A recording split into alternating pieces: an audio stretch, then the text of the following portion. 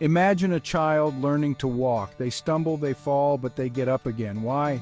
Because their desire to walk is greater than their fear of falling. This is the essence of failing forward. It's about seeing setbacks not as defeats, but as stepping stones to success. We all experience setbacks. It's a natural part of life. The key is how we choose to respond. Do we let failure define us, or do we use it as fuel to propel us forward? Think of J.K. Rowling, author of the beloved Harry Potter series. Her first book was rejected by 12 different publishers before finding a home. Imagine if she had given up after the first, fifth, or even 10th rejection. Instead of succumbing to despair, she persevered. Rowling's story, much like the child learning to walk, embodies the power of resilience and determination in the face of adversity. Failure hurts. It can shake our confidence and make us question our abilities. I remember the sting of disappointment when early in my career I left a promising career in business to teach. I thought I was prepared, that I had the skills to make a difference. My first year of teaching was incredibly challenging. I felt overwhelmed, underprepared, and frankly, like a failure. The gap between my expectations and reality was vast, leaving me questioning my choices and my abilities. The easy path would have been to return to the familiar, to go back to what I knew, to what felt safe. But something inside me, a flicker of determination, wouldn't let me give up. This internal struggle, this wrestling with the pain of setback, is where resilience takes root. It's in those moments of doubt that we choose to either retreat or rise.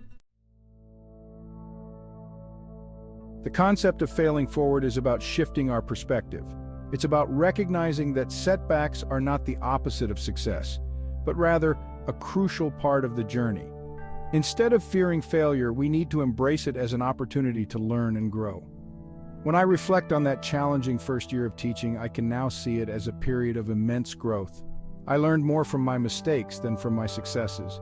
I discovered my weaknesses and found ways to address them. Each stumble, each misstep helped me refine my approach, adapt my methods, and ultimately become a better teacher.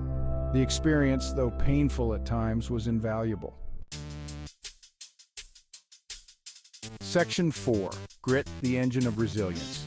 Resilience, the ability to bounce back from adversity, is not a fixed trait. It's a muscle that can be developed through conscious effort and practice. And at the heart of resilience lies grit. Grit is that unwavering passion and perseverance for long-term goals. It's about showing up every day even when you don't feel like it. It's about digging deep within yourself and finding the strength to keep going when the path gets tough. In my research, I found that grit is a greater predictor of success than talent, intelligence, or even luck. Why? Because grit is about commitment. It's about falling down 7 times and getting up 8.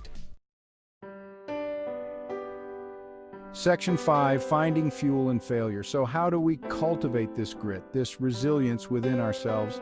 It starts with reframing failure. Instead of viewing it as a negative, see it as feedback, a valuable source of information that can help you improve. Analyze your setbacks. What went wrong? What could you have done differently?